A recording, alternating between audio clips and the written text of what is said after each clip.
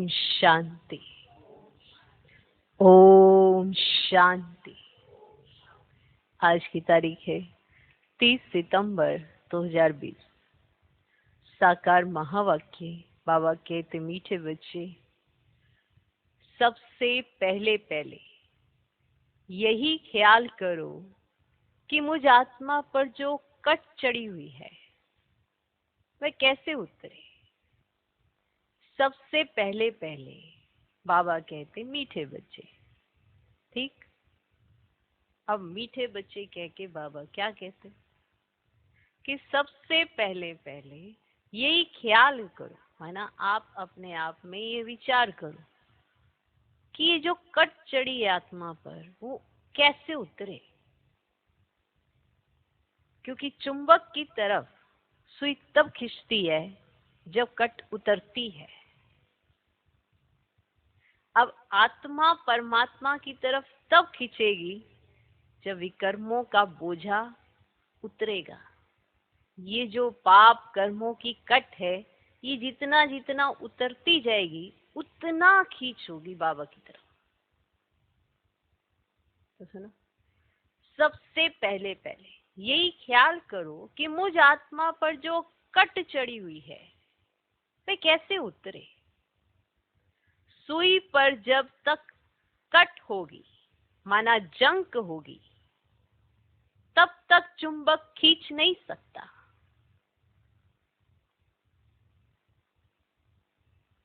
अब सुई खींचना चाहती है चुंबक की तरफ, चुंबक खींचना चाहता है सुई को, पर बीच में है कट, माना जंक। आत्मा जाना चाहती है परमात्मा की तरफ और परमात्मा आत्मा को शक्ति देना चाहता है, पर बीच में है आत्माओं पर चढ़ा हुआ विकर्मों का बोझा, कट। अब ये कट उतरे, माना जंक उतरे, तो चुंबक की तरफ खींच के चली जाए। जैसे सुई खींच के चली जाए, ऐसे आत्मा परमात्मा की तरफ खींच के चली जाए। तो ये आपको ख्याल करना है कि हम ऐसा क्या करें जिससे हमारी ये कट उतरे। कट तो चढ़िए, जंग तो लगी है, तो मानते हो। कोई यही ना माने कि मेरे पे जंग लगी है या कट चढ़ी है, तो फिर तो कुछ नहीं हो सकता ना। अब सुई पर कट, माना जंग लगी हुई है, दिखाई दे रही है, चुंबक पास में है, पर खिंच नहीं पा रही है। ना चुंबक की तरफ जा पा रही है, ना चुंबक उसे खींच पा रहा है, क्योंकि सुई पर कट है, माना जंग है। इसी तरह आत्मा परमात्मा की याद में लवलीन होना चाहती है, उसकी याद में समाना चाहती है, पर बीच में आत्मा पर कट है, जंग लगी हुई है 5 विकारों की। अब ये 5 विकारों की जंग उतरे तो आत्मा परमात्मा की तरफ खींची चली जाए। तो इस पर आपको विचार करना है, ख्याल करना है। आज का प्रश्न, पुरुषोत्तम संगम युग पर तुम्हें पुरुषोत्तम बनने के लिए कौन सा पुरुषार्थ करना है। पुरुषोत्तम संगम युग पर तुम्हें पुरुषोत्तम बनने के लिए कौन सा पुरुषार्थ करना है। उत्तर, कर्मातीत बनने का। कर्मातीत बनने का। कोई भी कर्म संबंधों की तरफ बुद्धि ना जाए, कोई भी कर्म संबंधों की तरफ बुद्धि ना जाए, अर्थात कर्म बंधन अपनी तरफ ना खींचे। जो हमारे कर्म संबंधी होते हैं, मालूम है ना, जिनके साथ हमारे कर्म हो रहे होते हैं, जिनके साथ हमारा संपर्क होता है, वो हमारे होते हैं कर्म संबंधी, जिनके साथ हमारा रोज का उठना बैठना होता है, हर कर्म उनसे जुड़ा हुआ होता है, कर्म संबंधी। कारोबार में भी कर्म संबंधी, और उनकी तरफ बुद्धि बहुत ज्यादा जाती है। तो कोई भी कर्म संबंधों की तरफ बुद्धि ना जाए, अर्थात कर्म बंधन अपनी तरफ ना खींचे, सारा कनेक्शन एक बाप से रहे, सारा कनेक्शन एक बाप से रहे, कोई से भी दिल लगी हुई ना हो, कोई से भी दिल लगी हुई ना हो। ना आपकी किसी से दिल लग गई है, ऐसा ना हो। ऐसा पुरुषार्थ करो, ऐसा पुरुषार्थ करो। झरमुई झगमुई में अपना टाइम वेस्ट मत करो, झरमुई झगमुई में अपना टाइम वेस्ट मत करो। याद में रहने का अभ्यास करो, याद में रहने का अभ्यास करो। पुरुषोत्तम संगम युग पर तुम्हें पुरुषोत्तम बनने के लिए कौन सा पुरुषार्थ करना है? उत्तर कर्मातीत बनने का। कोई भी कर्म संबंधों की तरफ बुद्धि ना जाए, अर्थात कर्म बंधन अपनी तरफ ना खींचे, सारा कनेक्शन एक बाप से रहे, कोई से भी दिल लगी हुई ना हो, ऐसा पुरुषार्थ करो। झरमुई झगमुई में अपना टाइम वेस्ट मत करो, याद में रहने का अभ्यास करो। आज का गीत है जाग सजनिया जाग, नवयुग आया कि आया। ओम शांति। रूहानी बच्चों माना आत्माओं ने शरीर द्वारा गीत सुना। रूहानी बच्चों माना आत्माओं ने शरीर द्वारा गीत सुना। रूहानी बच्चों ने शरीर द्वारा गीत सुना, क्योंकि बाप अभी बच्चों को आत्म अभिमानी बना रहे। तुमको आत्मा का भी ज्ञान मिलता है। दुनिया में एक भी मनुष्य नहीं जिसको आत्मा का सही ज्ञान हो, तो फिर परमात्मा का ज्ञान कैसे हो सकता? ये बाप ही बैठे समझाते हैं। समझाना शरीर के साथ ही है। बिगड़ शरीर तो आत्मा कुछ कर नहीं सकती। अब शरीर के बिगड़ तो आत्मा नहीं समझा सकती ना, और ना ही कुछ कर सकती। आत्मा जानती है हम कहाँ के निवासी हैं, किसके बच्चे हैं। अभी तुम यथार्थ रीति जानते हो? जानते हो? सब एक्टर्स पार्टधारी। भिन्न भिन्न धर्म की आत्माएं कब आती हैं, ये भी तुम्हारी बुद्धि में है। बाप डिटेल नहीं समझाते हैं, मुठा समझाते हैं, माना होलसेल में समझाते हैं। होलसेल अर्थात एक सेकंड में ऐसी समझानी देते हैं जो सत्युग आदि से लेकर अंत तक मालूम पड़ जाता है कि कैसे हमारा पार्ट नुंदा हुआ है। ओके, हम जब मुरली सुनते हैं तो उस समय आत्मा समझ के हम सुन रहे हैं नहीं सुन रहे हैं, हमें कैसे पता चलेगा? तो जब हम मुरली सुनते हैं तो सबसे पहले ही ओम शांति जब बोलते हैं तो आत्म स्मृति में टिकना होता है, और उसके बाद जो शब्द जो महावाक्य हमारे कान में आते हैं उसके हिसाब से अपने को चलना होता है। तो जैसे बाबा ने कहा शरीर बिगड़ तो आत्मा कुछ कर नहीं सकती, तो आत्मा को उसी समय अनुभव करना होता है। फिर शरीर को अनुभव करना होता है कि बिना शरीर के आत्मा कुछ नहीं कर सकती है, बात नहीं कर सकती है, समझा नहीं सकती है, हम सुन नहीं सकते हैं, बाबा बता नहीं सकते हैं। तो ये कंट्रास्ट जब बुद्धि में आते जाते हैं, हमारा चक्र साथ साथ चलता जाता है। तो उस समय पहले स्टेप पर ही आत्मा समझा होगा तो ये निरंतर रहता है, और अगर नहीं समझा होगा तो बीच बीच में देह और देहधारियों में फंस जाएंगे या बुद्धि भटक जाएगी और निद्रा भी आ सकती है। क्योंकि नींद एक ऐसी चीज है जो मुरली सुनते अगर आती है तो माना उस भावनाओं से अगर हम नहीं सुन रहे हैं तो जरूर आएगी। कई कहते हैं बाबा से प्यार तो बहुत है, पर मुरली सुनते हुए हमें ये सेमी नशा सा क्यों हो जाता है? वो प्यार हमें मुरली सुनते हुए मर्ज करना है। सिर्फ प्यार है वो तो भक्ति मार के भक्त भी बहुत गीत गा के कह देते हैं कि हमें भगवान से प्यार है। प्यार की निशानी होती है जब मुरलीधर मुरली सुनाए तो उसकी मुरली पर नाचना, ज्ञान मनन चिंतन साथ साथ करना, जो पढ़ाया जाए उसका स्वरूप साथ साथ अनुभव करना, उसको कहते हैं मुरली से प्यार है। यानी मुरलीधर से बहुत प्यार है। बाबा कहते हैं जिसका मुरली से प्यार है उसका मुरलीधर से प्यार है।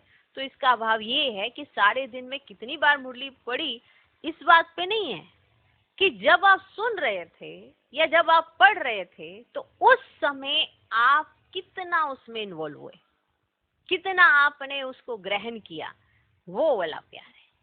ये नहीं कि 20 बार मुरली पढ़ी सिर्फ नाम वाली कि मुझे 20 बार पढ़नी है या मुझे 10 बार पढ़नी है, तो ऐसे पढ़ते गए पर अंदर कुछ नहीं चल रहा है क्योंकि बुद्धि कहीं और है, तो उसको प्यार नहीं कहते हैं। वो सिर्फ नामधारी ब्राह्मण हो जाते हैं, कर्म से नहीं। ओके, तो भिन्न भिन्न धर्म की आत्माएं कब आती हैं यह भी तुम्हारी बुद्धि में है। अब जैसे कहा ना बुद्धि में है, तो आत्मा को अपनी शक्ति मर्ज होनी चाहिए बुद्धि, ऐसे आत्म अभिमानी स्थिति में बैठ के मुरली सुननी होती है। बाप डिटेल नहीं समझाते हैं, मोटा समझाते हैं, माना होलसेल में समझाते हैं। होलसेल अर्थात एक सेकंड में ऐसी समझानी देते हैं जो सत्युग आदि से लेकर अंत तक मालूम पड़ जाता है कि कैसे हमारा पार्ट नूंदा हुआ है। अब यहाँ पर जब ये पॉइंट आता है तो आत्म स्मृति में होंगे, आत्मा महसूस होगी तभी तो उसके पार्ट के बारे में सोचेंगे। ओके, अभी तुम जानते हो बाप कौन है, उनका इस ड्रामा के अंदर क्या पार्ट है, ये भी जानते हैं ऊंचते ऊंच बाप है। तो जैसे ही बाप की बात आती है तो स्मृति में बाबा आना चाहिए, शिव बाबा। और पाठ कैसे आता है, तो संगम पर उनका आना स्मृति में आना चाहिए। इसको कहते हैं आत्म अभिमानी होकर मुरली को ग्रहण करना। इस स्थिति में बैठकर अगर मुरली सुनेंगे तो आपका ध्यान मुरली से कहीं बाहर जा ही नहीं सकता, क्योंकि आप बाबा के साथ साथ चल रहे हो। तो जब साथ साथ चलोगे तो पार तो हो ही जाओगे। ओके, तो ये भी जानते हैं ऊंचते ऊंच बाप है, सर्व का सदगति दाता, दुख हरता सुख करता है। शिव जयंती गाई हुई है, जरूर कहेंगे शिव जयंती सबसे ऊंच है। खास भारत में ही जयंती मनाते हैं। जिस जिस की राजाई में जिस ऊंच पुरुष की पास्ट की हिस्ट्री अच्छी होती है तो उनकी स्टैंप भी बनाते हैं। माना कोई राजा अच्छा होता है, उसने राजाई अच्छी की होती है। अब इस तरह से आप हिस्ट्री में चले गए तो बाबा के साथ साथ ऐसे हिस्ट्री में जाना होता है तो उनकी स्टैंप भी बनाते हैं। अब शिव की जयंती भी मनाते हैं। समझाना चाहिए सबसे ऊंच जयंती किसकी हुई, किसकी स्टैंप बनानी चाहिए। तो ऐसे हमको एक वो याद आना चाहिए कि हम सुना रहे हैं कि सबसे ऊंच जयंती किसकी है और स्टैंप कैसे बनानी चाहिए, किसकी बनानी चाहिए, ऐसे हम प्रूफ कर रहे हैं। ऐसी भी स्मृति आनी चाहिए। कोई साधु संत अथवा सिखों का, मुसलमानों का व अंग्रेजों का कोई फिलोसफर अच्छा होगा तो उनकी स्टैंप बनाते रहते हैं, ना, जैसे राणा प्रताप आदि की भी बनाते हैं। अब वास्तव में स्टैंप होनी चाहिए बाप की, जो सबका सदगति दाता है। इस समय बाप ना आए तो सदगति कैसे हो, क्योंकि सब रो रो नरक में गोता खा रहे हैं। बाप सबसे ऊंचते ऊंचे शिव बाबा, पतित पावन। मंदिर भी शिव के बहुत ऊंचे स्थान पर बनाते हैं, क्योंकि ऊंचते ऊंच बाप है ना, इसलिए उनका जो मंदिर बनाते हैं बहुत ऊंचे ऊंचे स्थान पे बनाते हैं। वाह, इतनी बड़ी बात है। नहीं, ऊंचे स्थान पे क्यों बनाते, क्योंकि ऊंचे से ऊंचा बाप है ना, सबसे ऊंचे से ऊंचा है ना शिव बाबा। अब पतित पावन है इसलिए मंदिर भी ऊंचे स्थान पे बनाते हैं। अब बाप ही आकर भारत को स्वर्ग का मालिक बनाते हैं। जब वे आते हैं तब सदगति करते हैं, तो उस बाप की ही याद रहनी चाहिए। स्टैंप भी शिव बाबा की कैसे बनाए। अब भक्ति मार्ग में तो शिवलिंग बनाते हैं, वही ऊंचते ऊंच आत्मा ठहरे। अब ऊंचते ऊंच मंदिर भी शिव का ही मानेंगे। सोमनाथ शिव का मंदिर है ना, अब भारतवासी तमो प्रधान होने के कारण यह भी नहीं जानते कि शिव कौन है, जिसकी पूजा करते हैं उसका ऑक्यूपेशन तो जानते ही नहीं। राणा प्रताप ने भी लड़ाई की, वे तो हिंसा होगी, है ना, उनकी स्टैंप पर नहीं, हिंसा हो गई ना। अब इस समय तो सब हैं डबल हिंसक, विकार में जाना, काम कटारी चलाना, ये भी तो हिंसा है ना। डबल अहिंसक तो ये लक्ष्मी नारायण। मनुष्यों को जब पूरा ज्ञान हो तब अर्थ सहित स्टैंप निकले, अब पूरा ज्ञान हो तब तो अर्थ सहित स्टैंप निकले। अब सत्युग में स्टैंप निकलती ही इन लक्ष्मी नारायण की है। शिव बाबा का ज्ञान तो वहां रहता नहीं, तो जरूर ऊंचते ऊंच लक्ष्मी नारायण की ही स्टैंप लगती होगी। अभी भी भारत का वह स्टैंप होना चाहिए। अब ऊंचते ऊंच है त्रिमूर्ति शिव, अब वे तो अविनाशी रहना चाहिए, क्योंकि भारत को अविनाशी राजगद्दी देते हैं। अब परम पिता परमात्मा ही भारत को स्वर्ग बनाते हैं। तुम्हारे में भी बहुत है जो ये भूल जाते हैं कि बाबा हमको स्वर्ग का मालिक बनाते हैं। नहीं, ये बात ही भूल जाते हैं कि बाबा क्या कर रहे हैं। बहुत है बाबा कहते हैं, थोड़े नहीं, बहुत है जो ये भूल जाते हैं कि बाबा हमको स्वर्ग का मालिक बनाते हैं। ये माया भुला देती है। बाप को ना जानने के कारण भारतवासी कितने भूले करते हैं। शिव बाबा क्या करते हैं ये किसको भी पता ही नहीं है। शिव जयंती का भी अर्थ नहीं समझते।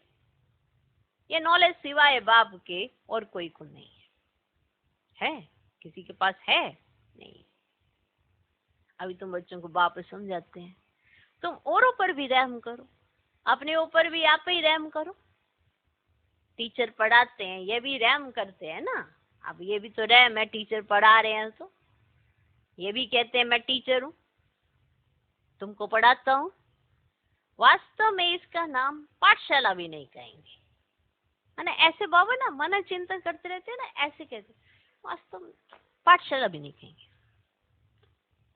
ये तो बहुत बड़ी यूनिवर्सिटी है ना, इसे यूनिवर्सिटी कहेंगे, क्योंकि सभी आते हैं ना इसमें। तो पाठशाला कहाँ से हुई?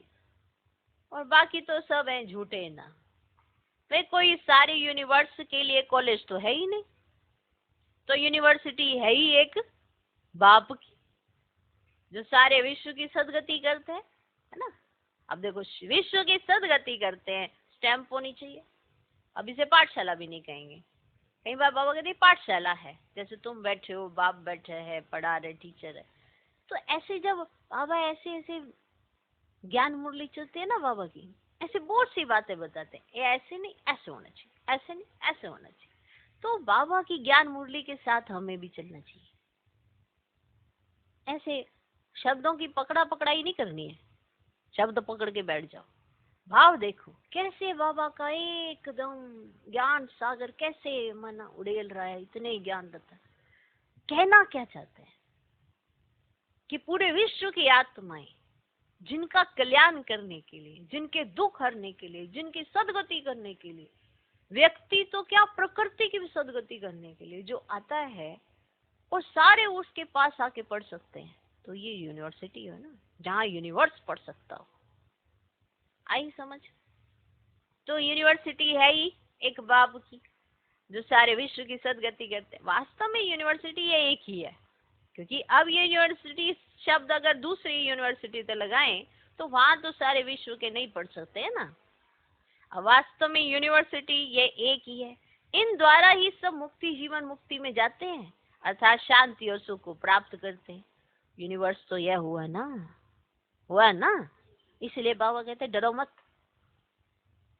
ये तो समझाने की बात है। ऐसे भी होता है इमरजेंसी के टाइम में कोई किसकी सुनते भी नहीं है। अब प्रजा का प्रजा पर राज्य चलता है ना, ऐसी कोई इमरजेंसी आ जाती है ना, तो फिर कोई किसी की सुनता भी नहीं है। जैसे प्रजा का प्रजा पर राज्य चलता है, और किसी धर्म में शुरू से राजा ही नहीं चलती, चलती है। बाकी किसी धर्म में थोड़ा वो आते हैं, फिर अपना उनके इतने सारे अनुयायी हो जाते हैं, फिर ही तो राजा ही होती है ना। अब वे तो धर्म स्थापन करने आते हैं, फिर जब लाखों के अंदाज में होते हैं ना, तब तो राजा ही कर सके। अब यहाँ तो बाप राजा ही स्थापन कर रहे हैं, यूनिवर्स के लिए। ये भी समझाने की बात है। दैवी राजधानी इस पुरुषोत्तम संगम युग पर स्थापन कर रहे हैं। अब देखो हम सारे बच्चे पढ़ रहे हैं, तो ये राजधानी स्थापित तो हो रही है ना। कोई कैसे समझता है, कोई कैसे समझता है, कोई कैसे समझता है, वैसी वैसी वो पोजीशन पा जाता है। तो एक ऐसा धर्म स्थापन जहां पर राजधानी स्थापित होती हो, और बाकी सब ऐसे धर्म जहां पर राजधानी स्थापित नहीं होती है। उस धर्म की आत्मा आती है, जब उनके बहुत सारे अनुयायी हो जाते हैं, फिर वो राजाई चलती है ना। वंडर वंडर है कि नहीं? साथ साथ चलो ऐसे ना, ये सीढ़ी पे चले जाओ, कभी आप झाड़ पे चले जाओ, कभी गोले पे चले जाओ, ऐसे ऐसे जाके देखा करो। कभी गोला दिखाई देना चाहिए, कभी झाड़, क्योंकि बाबा को गोला, झाड़, सीढ़ी ये दिखाई दे रहा होता है। तभी तो बाबा इतनी डिटेल में समझा नहीं देते हैं।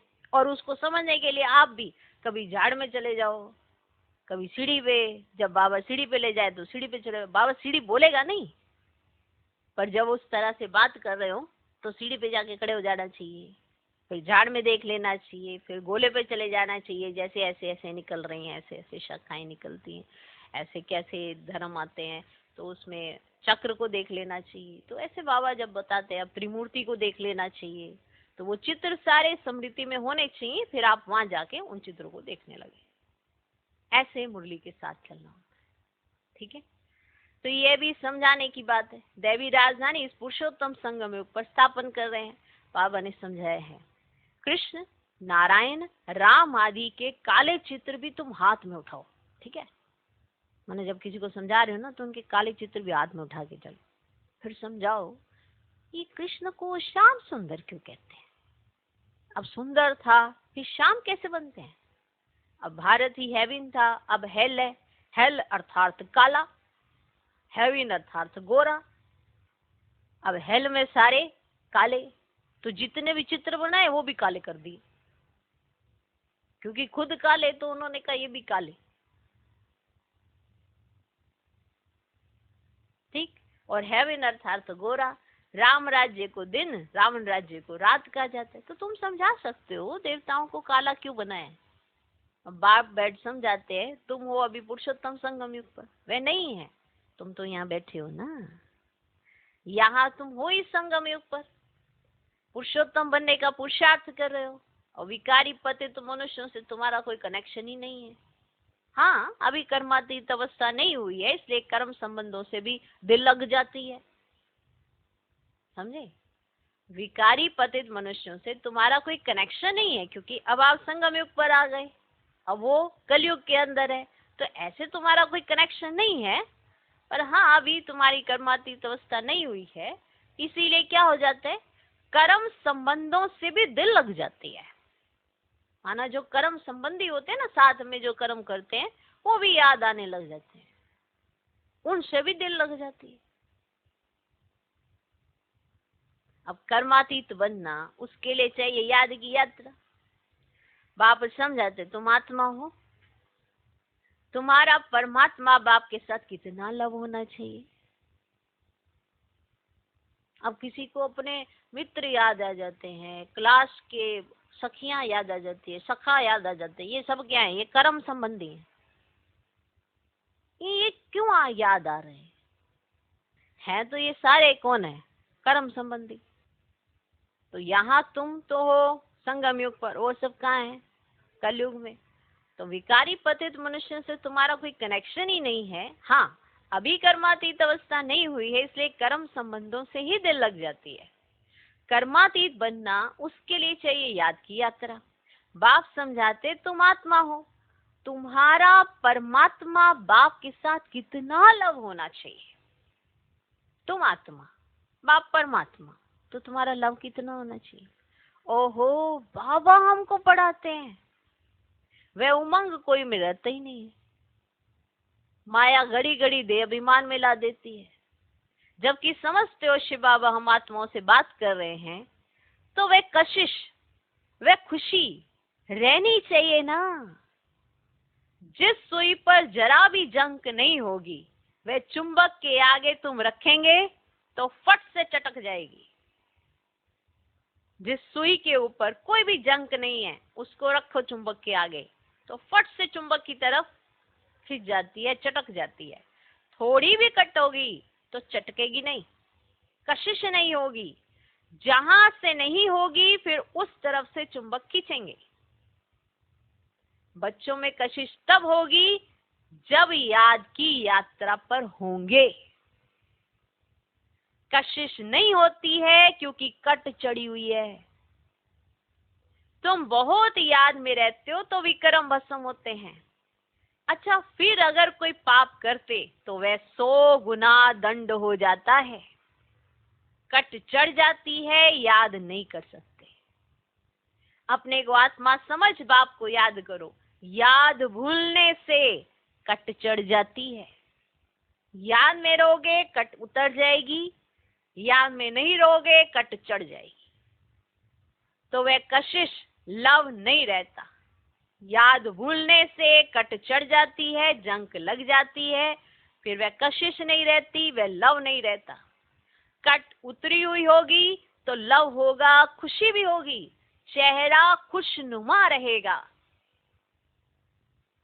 लव होगा, खुशी भी होगी और चेहरा खुशनुमा रहेगा। तुमको भविष्य में ऐसा बनना है, ठीक है? सर्विस नहीं करते तो पुरानी सड़ी हुई बातें करते रहते। अगर सर्विस नहीं करते तो पुरानी सड़ी हुई बातें करते। बाप से बुद्धि होगी तो उड़ा देते। जो कुछ चमक थी वह भी गुम हो जाती। बाप से जरा भी लव नहीं रहता। लव उनका रहेगा जो अच्छी रीति बाप को याद करते होंगे। बाप को भी उनसे कशिश होगी। क्या होगी? कशिश। बाप को उनसे कशिश होगी। ये बच्चा सर्विस भी अच्छी करता है और योग में रहता है तो बाप का प्यार उन पर रहता है। अपने ऊपर ध्यान रखते हैं, हमसे कोई पाप तो नहीं हुआ। अगर याद नहीं करेंगे तो कट कैसे उतरेगी? जो बच्चे अपने ऊपर ध्यान रखते कि हमसे कोई पाप नहीं होना चाहिए, वो बाबा को बहुत याद करते हैं क्योंकि वो ध्यान बहुत रखते हैं। और अगर याद नहीं करेंगे तो कट कैसे उतरेगी? बाप कहते चाट रखो तो कट उतर जाएगी। अब चाट ही नहीं रखते। कई बच्चे हैं चाट ही नहीं रखते, आलस्य और क्या है, चाट ही नहीं रखते। तो कट उतरेगी कैसे? पता कैसे चलेगा? तो बाप को भी उन बच्चों के प्रति कशिश होती है जो बच्चे सर्विस करते हैं, जो याद में रहते हैं। तो बाप का प्यार उन पर रहता है। अपने ऊपर ध्यान रखते हैं, हमसे कोई पाप तो नहीं हुआ। अगर याद नहीं करेंगे तो कट कैसे उतरेगी? 100 गुना दंड पड़ जाता है। बाप को याद नहीं करते हैं तो कुछ ना कुछ पाप कर लेते हैं। जो बाबा को याद नहीं करते हैं तो कुछ ना कुछ पाप कर लेते हैं। बाप कहते हैं कट उतरने बिगड़ तुम मेरे पास आ नहीं सकेंगे, नहीं तो फिर सजा खानी पड़ेगी। अगर तुम्हारी कट नहीं उतरी तो मेरे पास आ ही नहीं सकेंगे। ये बहुत बड़ी सिंपल सी भी एक बात है। भगवान है चुंबक, हम है सुइयां। कट उतरेगी, आकर्षण ऑटोमेटिकली होगी। कट चढ़ी हुई होगी, याद करेंगे नहीं, वो कट उतरेगी नहीं, आकर्षण होगी नहीं, और फिर पता नहीं झरमुई झगमुई में फंसे रहेंगे। तो बाप को याद नहीं करते हैं तो कुछ ना कुछ पाप कर लेते हैं। बाप कहते हैं कट उतरने बिगड़ तुम मेरे पास आ नहीं सकेंगे, नहीं तो फिर सजा खानी पड़ेगी। मोचरा भी मिलता है, पद भी भ्रष्ट हो जाता है। बाकी बाप से वर्षा क्या मिला? ऐसा कर्म नहीं करना चाहिए जो और ही कट चढ़ जाए। माना ये समय हमारी पुरानी कट उतारने का है, नई चढ़ाने का नहीं। तो इसलिए आज में मुझसे ऐसा कोई कर्म नहीं होना चाहिए जो श्रीमत के विपरीत हो। पहले तो अपनी कट उतारने का ख्याल रखो। ख्याल नहीं करते हैं तो बाप समझेंगे इनकी तकदीर में नहीं है। माना हमें ये फिक्र रहनी चाहिए कि कट उतरे और बाबा की याद आए। याद आने लगेगी और फिर उसके बाद जब कट उतरती जाएगी तो आकर्षण बढ़ जाएगा बाबा के प्रति। ये भी नेचुरल होता है। अगर याद नहीं करेंगे तो सजा खानी पड़ेगी, मोचरा भी मिलता है, पद भी भ्रष्ट हो जाता, बाकी बाप से वर्षा क्या मिला। ऐसा कर्म नहीं करना चाहिए जो और ही कट चढ़ जाए।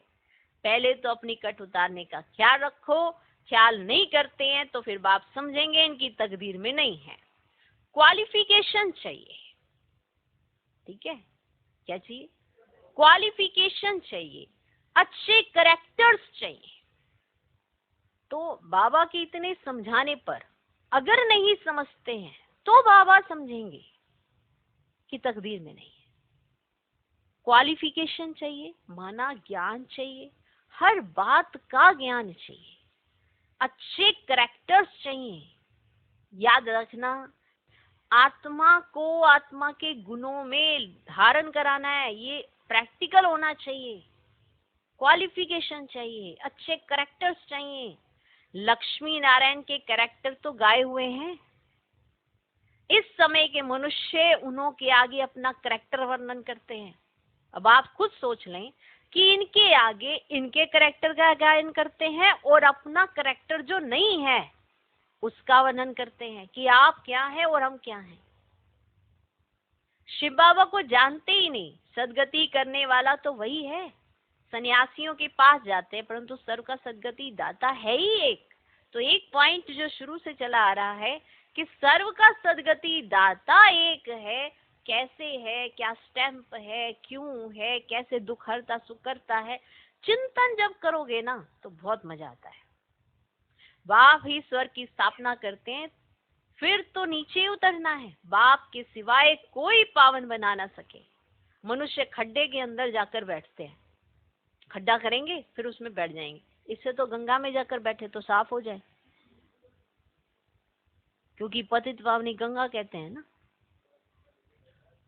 मनुष्य खड्डे के अंदर जाकर बैठते हैं, इससे तो गंगा में जाकर बैठे तो साफ हो जाए, क्योंकि पतित पावनी गंगा कहते हैं ना। मनुष्य शांति चाहते हैं तो वह जब घर जाएंगे तब पाठ पूरा होगा। हम आत्माओं का घर है ही निर्वाण धाम, यहाँ शांति कहाँ से है? तपस्या करते हैं, वह भी कर्म है ना।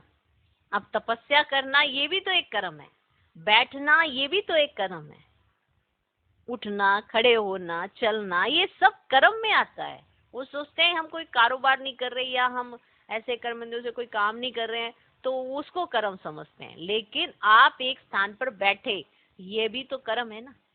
करके शांत में बैठ जाएंगे। शिव बाबा को तो जानते ही नहीं। वे सब है भक्ति मार्ग, पुरुषोत्तम संगम युग एक ही है जबकि बाप आते हैं। आत्मा स्वच्छ बन मुक्ति जीवन मुक्ति में चली जाती है। जो मेहनत करेंगे वह राज्य करेंगे, बाकी जो मेहनत नहीं करेंगे वह सजाएं खाएंगे। जो मेहनत करेंगे वह राज्य करेंगे, बाकी जो मेहनत नहीं करेंगे वह सजाएं खाएंगे। शुरू में साक्षात्कार कराया था सजाओं का, फिर पिछाड़ी में भी साक्षात्कार होगा।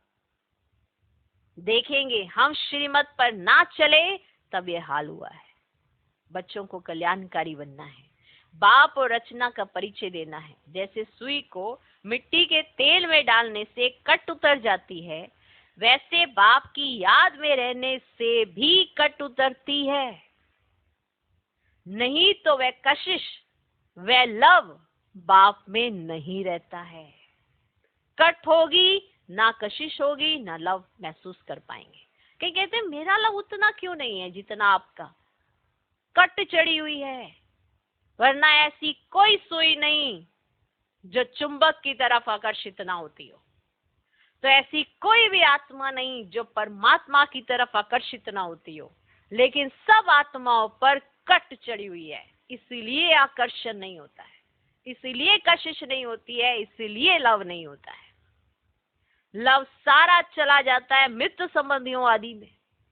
मित्र संबंधियों के पास जाकर रहते हैं, मित्र संबंधियों के पास जाकर रहते हैं। वो लव जो चुंबक की तरफ होना चाहिए, जो बाप की तरफ होना चाहिए, वो मित्र संबंधियों की तरफ चला जाता है। कहाँ वे जंक खाया हुआ संग और कहाँ यह संग। जंक खाई हुई चीज के संग में उनको भी कट चढ़ जाएगी, क्योंकि एक सुई जिस पर जंक लगी हुई है, दूसरी सुई जिस पर कम जंक लगी है, दोनों को इकट्ठे रख दो, बताओ किसका असर होने वाला है? जिस पर जंक लगी होती है उसका ही असर दूसरी सुई जिस पर कम भी जंक होगी उस पर लग जाता है। कट उतारने के लिए ही बाप आते हैं, याद से ही पावन बनेंगे। आधा कल्प से बड़ी जोर से कट चढ़ी हुई है।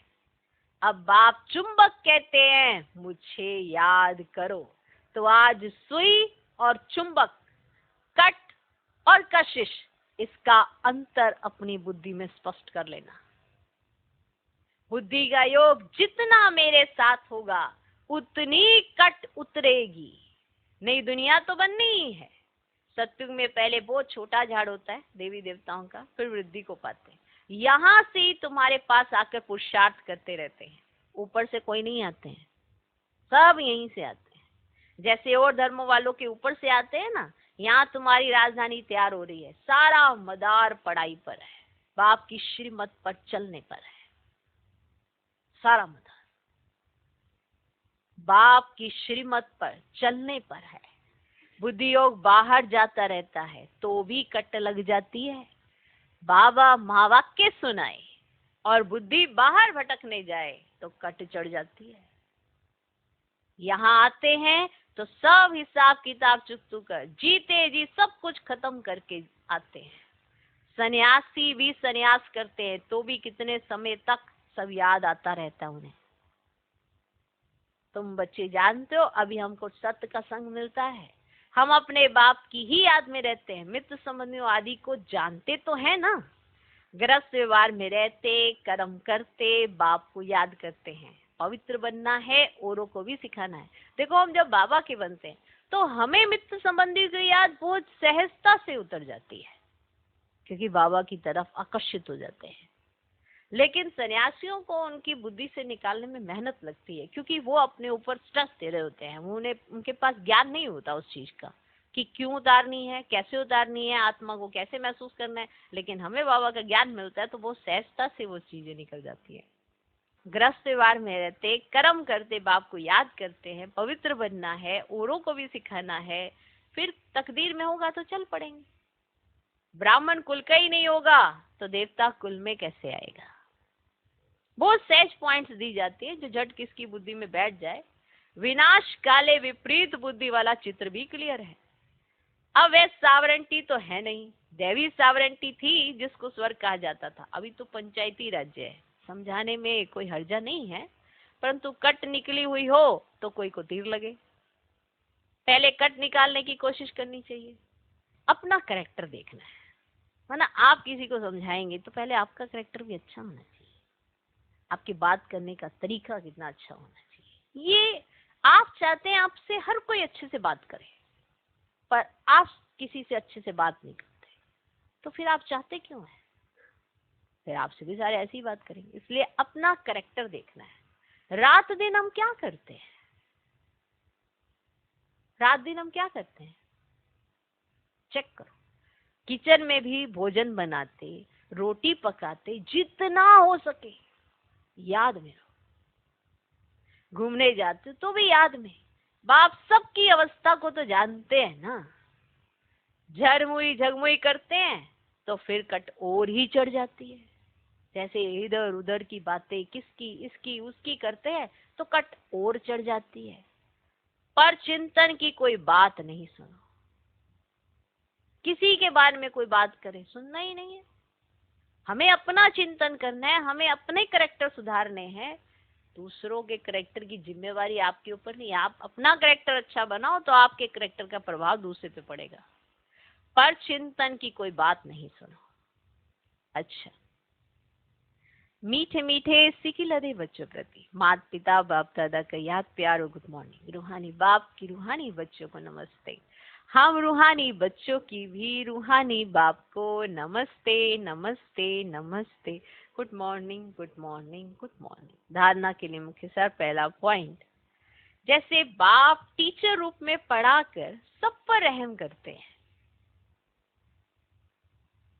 जैसे बाप टीचर रूप में पढ़ाकर सब पर रहम करते हैं, ऐसे अपने आप पर और औरों पर भी रहम करना है।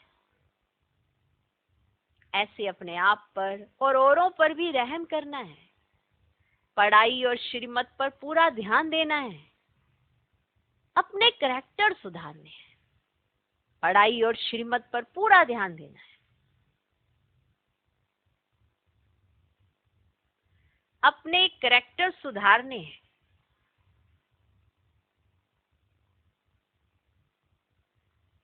दूसरा पॉइंट, आपस में कोई पुरानी सड़ी हुई पर चिंतन की बातें करके, आपस में कोई पुरानी सड़ी हुई पर चिंतन की बातें करके बाप से बुद्धि योग नहीं तुड़ाना है। माना जिन बातों का आप चिंतन कर रहे हैं, जिन बातों का आप डिस्कशन दूसरे से कर रहे हैं, उस समय तक आप तो बाबा से अपना बुद्धि योग तुड़वाया ही हुआ है, दूसरे का भी तुड़वा देते हैं। तो आपस में कोई पुरानी सड़ी हुई पर चिंतन की बातें करके बाप से बुद्धि योग नहीं तुड़ाना है। कोई भी पाप कर्म नहीं करना है। याद में रहकर जंग उतारनी है। कोई भी पाप कर्म नहीं करना है। याद में रहकर जंग उतारनी है। आज का वरदान, सर्व शक्तियों को ऑर्डर परमान अपना सहयोगी बनाने वाले प्रकृति जीत भव।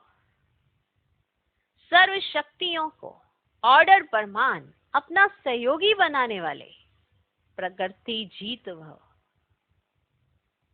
सर्व शक्तियों को ऑर्डर परमान अपना सहयोगी बनाने वाले प्रकृति जीत भव। सबसे बड़े ते बड़ी दासी प्रकृति है।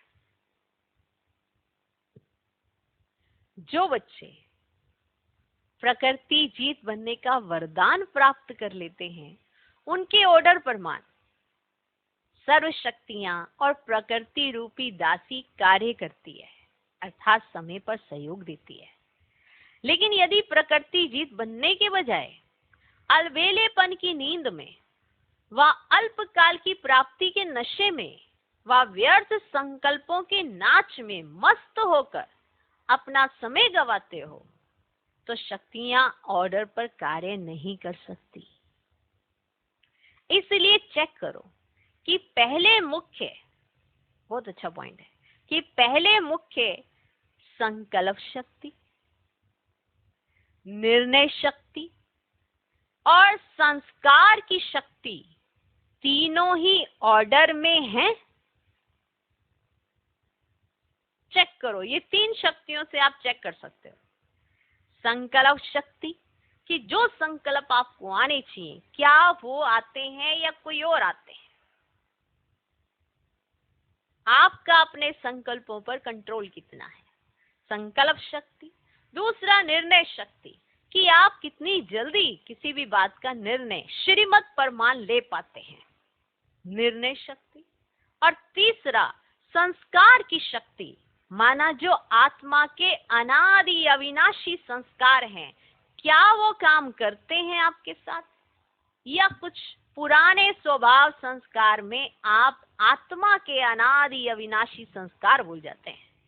क्या ये ऑर्डर में चलते हैं?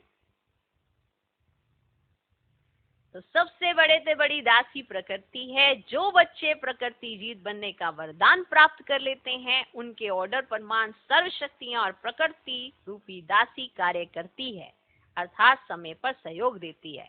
लेकिन यदि प्रकृति जीत बनने के बजाय अलबेलेपन की नींद में व अल्पकाल की प्राप्ति के नशे में व व्यर्थ संकल्पों के नाच में मस्त होकर अपना समय गवाते हो, तो शक्तियां ऑर्डर पर कार्य नहीं कर सकती।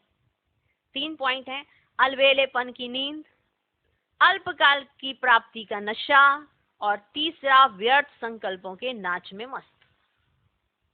3 पॉइंट, अलबेलेपन की नींद, अल्पकाल की प्राप्ति का नशा, माना थोड़ी देर के लिए ही कोई नाम मानशान में आपको बहुत एकदम नशा चढ़ गया, और तीसरा व्यर्थ संकल्पों के नाच में मस्त, माना आपका व्यर्थ संकल्पों में इतना समय जा रहा है कि आपको समझ में नहीं आ रहा है कि आप क्या कर रहे हो। तो आप अपनी सारी शक्तियां गवा देते हो, वो ऑर्डर पर काम नहीं कर सकती। इसीलिए पहले ये चेक करो कि पहले मुख्य संकल्प शक्ति, निर्णय शक्ति और तीसरा संस्कार की शक्ति तीनों ही ऑर्डर में है। क्या ये तीनों चीजें आपके ऑर्डर पर मान चलती हैं? चलती हैं, चलती हैं। संकल्प शक्ति, जो चाहे वैसा संकल्प रच सके। ये नहीं कि आपके इर्द गिर्द कोई सिचुएशन आई, आपके टू मच संकल्प चले जा रहे हैं, इसका मतलब ऑर्डर में नहीं है। तो वो तीनों बातों में कहीं ना कहीं होंगे। अलबेलेपन की नींद, अल्पकाल की प्राप्ति का नशा और तीसरा व्यर्थ संकल्पों का नाच, जिसकी वजह से ये तीनों शक्तियां काम नहीं कर रही होंगी। संकल्प शक्ति, निर्णय शक्ति और संस्कार की शक्ति। संस्कार वो जो आत्मा के अनादि संस्कार है। आज का स्लोगन, बाप दादा के गुण गाते रहो तो स्वयं भी गुण मूर्त बन जाएंगे। बाप दादा के गुण गाते रहो तो स्वयं भी गुण मूर्त बन जाएंगे। ओम शांति।